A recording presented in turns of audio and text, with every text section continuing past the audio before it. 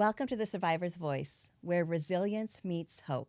I'm your host, Angie Sador. I'm sitting here with our producer and editor, Christina Elder. Thank you so much, Angie. It's definitely a different experience being on this side of the room. Yes. But I am really grateful for the opportunity to talk to our listeners a little bit. I just want to say really quick that this show has really changed me hearing these stories. It's a real reminder of the realities of this world, the horrifics of the world, but also that healing is not just about surviving. Healing is about being heard, being validated, being understood by people. Yeah. And that's what The Survivor's Voice is all about. Yes, exactly. Yeah. And I love that we've been able to create a space for our guests where they can be heard and validated and understood. Yes. I'm actually really excited and very humbled by the feedback we've gotten from our guests actually about how great of an experience they've had. And we've had such just a variety and a range of guests on our show. I mean, we have gone through trafficking and medical trauma, church trauma, war. I mean, just so many different things. And maybe some of our listeners are thinking about telling their story. That would be so awesome. If that's the case, I would like our audience to know we would be honored and privileged to be able to be the platform for them if they so chose to tell their story. Yes. We also believe that every single story can help someone else. Yes. That's our whole purpose here. Our listeners should know that you don't need to be a speaker. You don't even necessarily need to be past your trauma. You just have to show up. So if listening to this is maybe making your heart beat a little faster, maybe that's a sign that you need to contact us, that maybe you can help somebody else with your story. If you feel led to speak, we're ready to listen. So reach out to us at booking@thesurvivorsvoice.net. Your story matters here because your voice is your power. Special thank you to Bowman Carter for creating the original music for this podcast. You can find Bowman's music by searching for Bowman Carter on Spotify and on YouTube. We've attached his links in our description of today's episode. Please show him love and support. Today on The Survivor's Voice, it was about 140-mile-an-hour impact, and I didn't even know I was alive. I was thinking, did I survive that? He pointed at me and he said, if you don't get a handle on this, pretty soon you're going to be afraid to leave the house. the content shared on the Survivor's Voice podcast is intended to be informative and inspirational. We are not licensed therapists, counselors, or medical professionals. The views expressed are based on personal experiences and should not be considered professional advice. If you are in need of mental health support, please consult a licensed professional. Before we begin, this episode may contain discussions of trauma, abuse, or other sensitive topics. Listener discretion is advised. We don't recommend playing this show with young children present, and we encourage you to prioritize your well-being.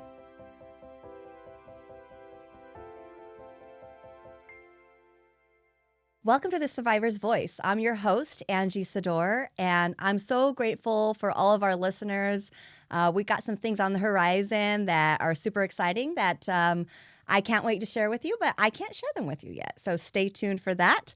But right now, we are sitting with our guest, Debbie, and she has graciously come on our show kind of last minute. So we're really, really grateful for that. But I'm really excited to hear her story. I've been told that even though she thinks she didn't live a real exciting life, she's been through some stuff and she's overcome a lot. And I know you're gonna be really encouraged by what she has to say today. So Debbie, thank you so much for being on. Hello, thanks for having me. Yeah, we're so grateful that you're here. So my name's Debbie Laufman. I'm 65 years old. I have 2 children and 2 grandsons. And you look fabulous. And I live in Coeur d'Alene. So the story that I'm going to talk about happened in the year 2000. Okay. I was driving down the freeway, and out of the corner of my eye, I saw some dust kick up. And I thought, oh, somebody's pulling over. Well, they weren't pulling over. They were going across the freeway and ended up head on into me. And was this in California? Yes. Like yes. on the interstate? Yes. Oh, my gosh. It was in a place called El Dorado Hills. Okay. And I was going about 65, and so was the person that came across the freeway. It was a woman. She had been drinking, and this was only like 3 o'clock in the afternoon, though. And she went off. We hit head on. So it was about 140 mile an hour impact. My gosh. And of course, airbags go. She went off into the ditch, and people pulled, and I pulled over. It happened too fast for me to react. Sure. Which is, I guess, a good thing. Okay. So I went off to the side, and everything kind of slowed down.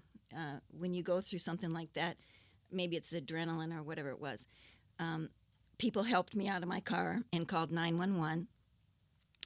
A helicopter came and picked up the woman that hit me, and she died in the helicopter. Oh, my goodness. And they rushed me to the hospital. As I was in the ambulance, I called my husband, my sister, and my pastor. I was going to a evangelical Baptist church, and I told my pastor, meet me at the Folsom emergency room. What was the impact and the damage to your vehicle? Did it flip? No. anything- The sheriff said if I would have done something, it would have flipped. Okay. But I didn't do anything. Good. Yeah. Yeah. Yeah. And so when I got to the hospital, there were lots of doctors and emergency people waiting for me. And I said, nobody touches me until my pastor gets here. No. We have to know. And I said, it's my body. It's my life. You're right. Nobody touches me.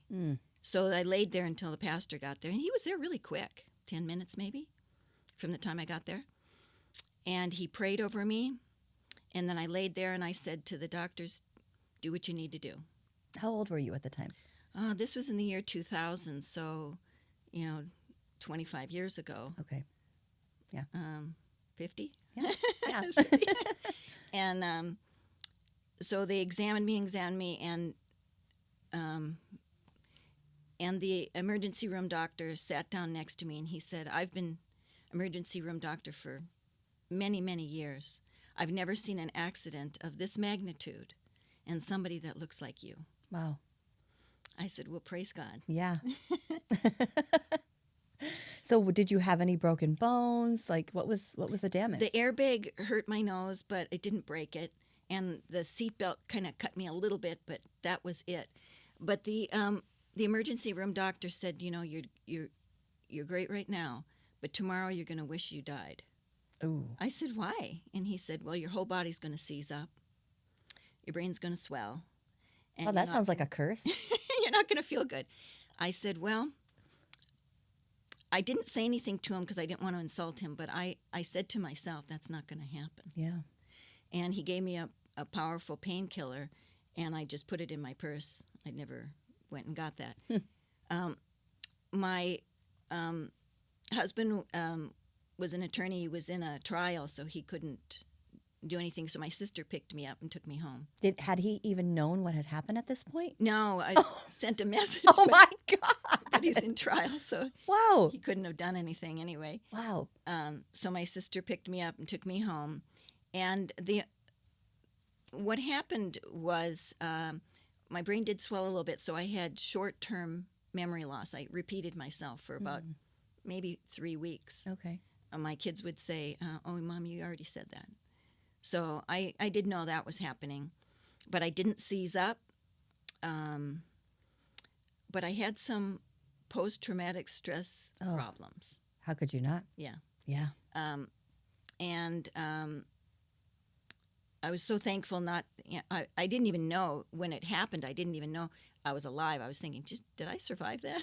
You don't know at the time. But anyway, I went through some fear. And the thing about fear is it can spread if you don't get a handle on it. Fear is I think of it as an octopus, or a green slime that just can take over your life if you let it. No kidding. So I was afraid to get back in the car. I was afraid of freeways, and then I was afraid of bridges. Did it happen on a bridge? near a No. bridge? Really? See, that's what I'm saying. Fear can Wow. spread. Yes. Afraid to fly.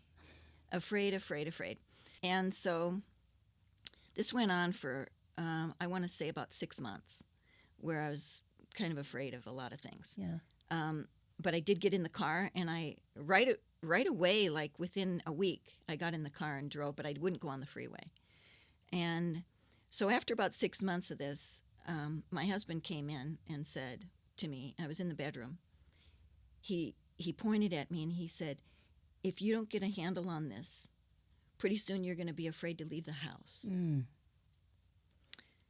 So I knew I had to do something about this. So I'm a woman of faith. I had prayed. I was so thankful to survive this. But I said, this isn't going to get the best of me. So the next day I said to my husband, take me to San Francisco. Because, see, I'm in Sacramento, and that's only about a 2-hour drive. Okay. And we're going across the Bay Bridge. And I might die, but we're going to do it. Yeah. And he said, great. I think it was a Saturday. And so we drove to San Francisco. The first time we went over the bridge, I had a serious panic attack. Mm. It was bad. And I said, let's go back over. So we went back and forth and back and forth 6 times Wow. until my heart didn't palpitate anymore. And that experience broke whatever had a hold of me. Mm. That's awesome. Yeah. And I wasn't afraid of almost anything. Airplanes, still a little bit of that. So the first time I flew after this accident, I got on the airplane. I was just sweating, and I said, I love this. This is great. I love this. Yes. Talk myself into it. Yeah. I love that. Yeah. And that's what, I listen to a lot of things, a lot of counseling and therapy things online, and they teach you about your brain and how you can create new pathways in your brain. And I've had to do that for myself too, where I've been afraid of certain things, and I start laughing in the moment when that panic attack starts to happen. I start laughing like it's like I'm having a joyful experience. Yes. So it switches things Yes. inside of my mind, like, oh, this is fun instead of scary. Yes. And I just love that you just did that, like, naturally. Just naturally. I didn't get any counseling on that. I just knew Yeah. that facing it was going to help. And I know that's scary for a lot of people to face something. So you might want to. I faced a bridge. I didn't face the freeway where it happened. I eventually did that. Yeah. But the bridge was what I used to break off that fear from me, Yes. and my faith, Mm. knowing that if I died, I died. I had to face that too, Sure. because fear of death is there too. Definitely. And so you have to face that, Yeah. and so I'm really thankful, and I can kind of help people who are facing similar panic and afraid of things. I say, it'll spread Mm. if you don't get a handle on it. Yeah, absolutely. So you have had the opportunity to help people. Yes. That's awesome. Do Yeah. you feel like you went through all of this specifically for that reason? Possibly. I've had other things that have happened to me, but that was the most traumatic thing, a near-death experience, really. And so it made me stronger. It made me overcome. Yeah. It made me face fear. So let's go back. You said that the woman that hit you died in the helicopter ride. Yes. Did you ever find anything about her backstory or anything about her? What I know about her was that she was drunk, and she had some prescription pills in her purse. I didn't see the toxicology report, but I was told that it was alcohol related. And a year later, her mother and her sister called me and said, please tell us your side of this. We lost a daughter and a sister, and we're so sorry that she almost took you out. Mm. But tell us what happened. And so I told them just what I was telling you about the impact. And so they were just broken, and they had felt sorry that this had happened. And I told them, I'm sorry, that she died in the helicopter. And, I'm sorry about that. Yeah. So we parted, just saying. Did they say anything about her character, like what kind of person she was? They said she had been a beauty queen. I don't know of what state, but she had won a beauty pageant. Okay. So she... Which are usually very strong, like entrepreneurial type women. Yeah. Yeah, so she would have had a bright future. I'm sorry about that. Very important not to mix alcohol with drugs, Yeah. even prescription. Yeah. And sometimes we think we're invincible.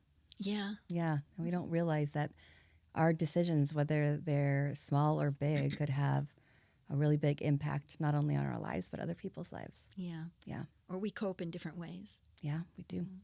Absolutely. So, how long? You said it took about 6 months for you to overcome all of that fear. Yes.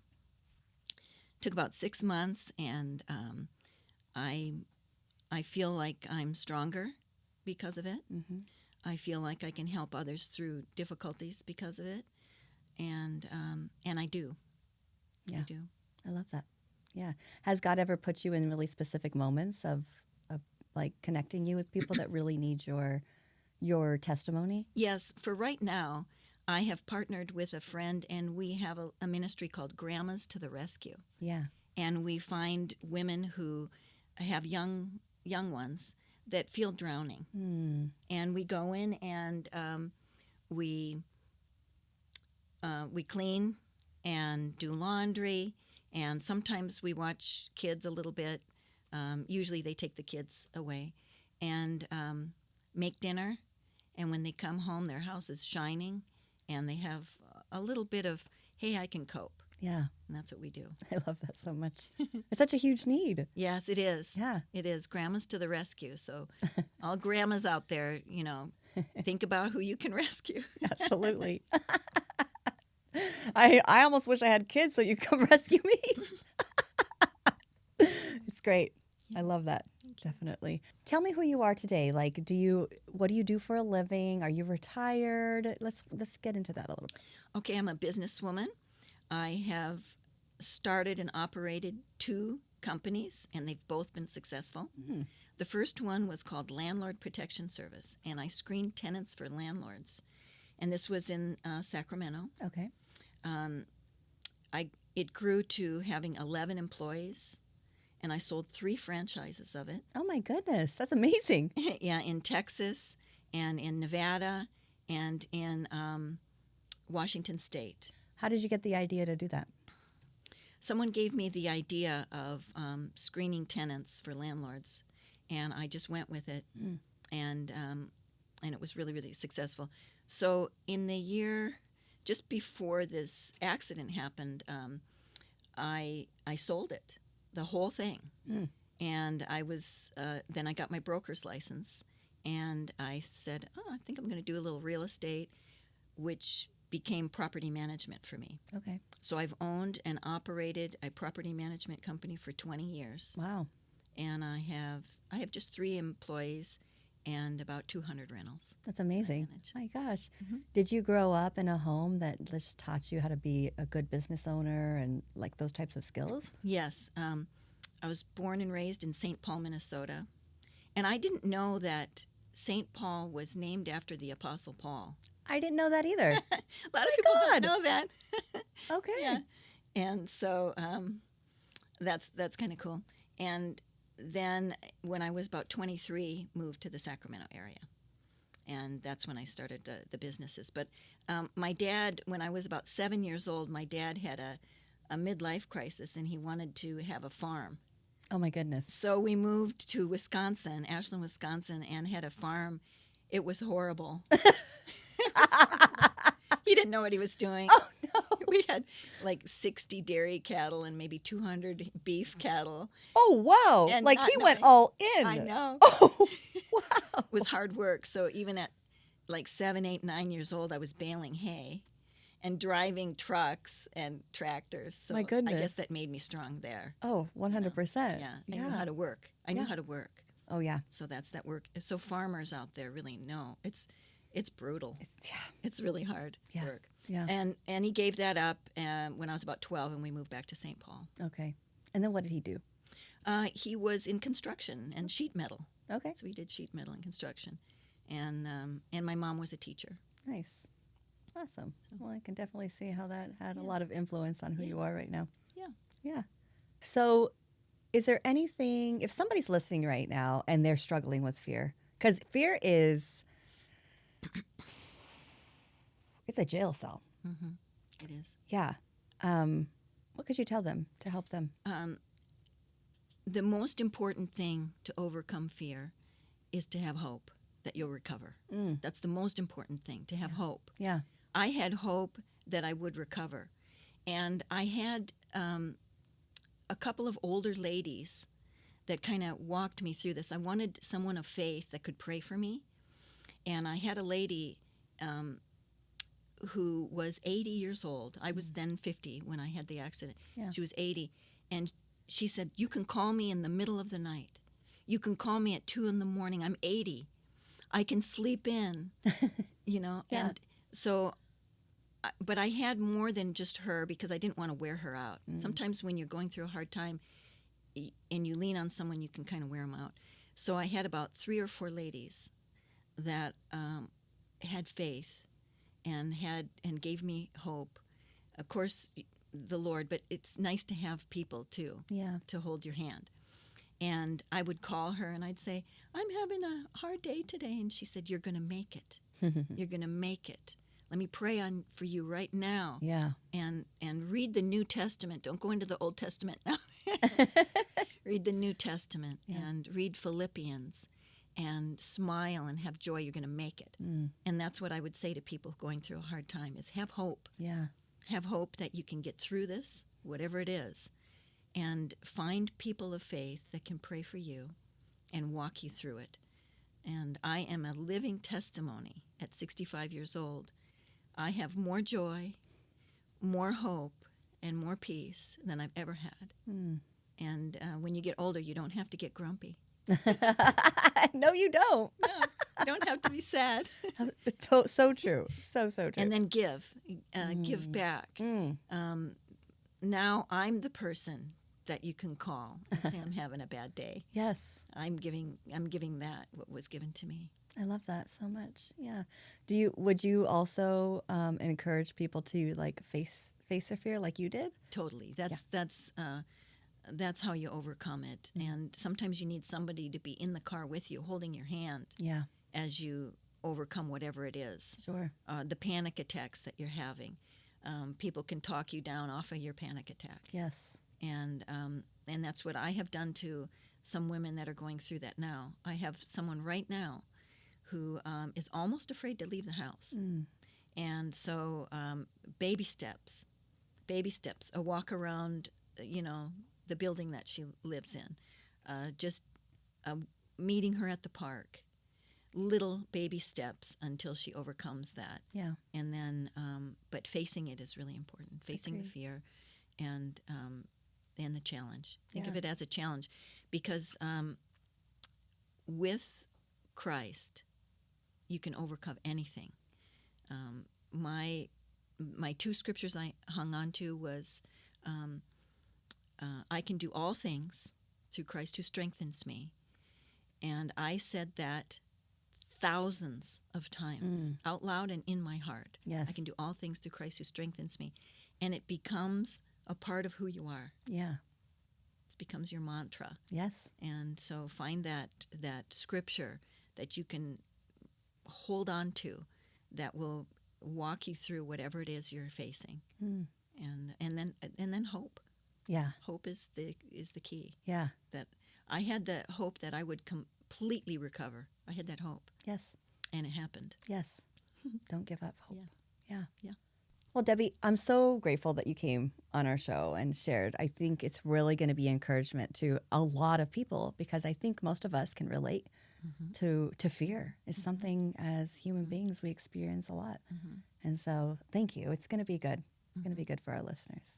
In the scripture, I did a study on fear. And fear is mentioned many, many times in the Bible, but it's usually do not fear. Yes. Fear not. Yes. The only thing we're supposed to fear is God himself. A reverent, awesome fear of God himself. That's where I place my fear. Yes. Not on things or things that can happen, circumstances, but on God himself. And when we started Grandmas to the Rescue, it was to give young ladies hope that they're not going to drown. They're not going to drown in their in childcare, because it can be overwhelming sometimes. And I encourage other grandmas out there, other grandmas, if you're listening, take time to ask, do you need help? What can I do to assist you? Go in and just throw them a life preserver by giving them an afternoon out. And that's what Grandmas to the Rescue does. Yeah, I love that. Awesome. Thank you so much. Well, thank you so much for listening today. We're so grateful for everybody that listens, everyone that watches. We wouldn't have this show without you, so I just want to say thank you so much. If you want to tell your story, we would absolutely love to hear from you. You can reach out to us by going to booking@thesurvivorsvoice.net. And if wherever you're watching your podcast or listening, if you would give us a follow, if it's YouTube, if you would subscribe to our channel, we would be so grateful for that. And hit the notification bell so that you're aware of every single episode that comes out. And also, if you're struggling with fear, overcome it. There's no reason why we can't overcome fear in our lives, just like Debbie said.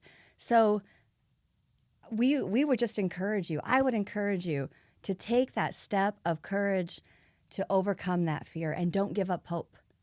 Don't give up hope. There's always hope. Hold on to that. And if you're in the Kootenai County area and you are a mom that is drowning and you feel like you need Grandmas to the Rescue, we're going to put the email address in the show notes that you can reach out to Debbie and her team. I know that they would be just totally to helping you take care of your home and just giving you that break and that rest that you so desperately deserve as a mom. So look that up in our show notes, and we will see you next Tuesday.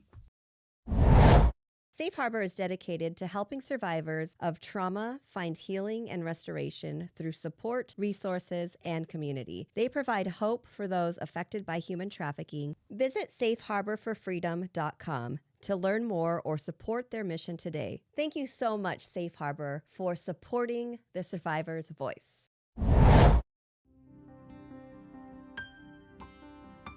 Next week on The Survivor's Voice, there was more than just drinking, and my mom called 911, asked him that night to leave. thank you for listening to this story on The Survivor's Voice. I'm your host, Angie Sador, reminding you that every survivor's story matters. A heartfelt thank you to our incredible listeners for your support and to the survivor community for your courage and resilience. You are the heart of this show.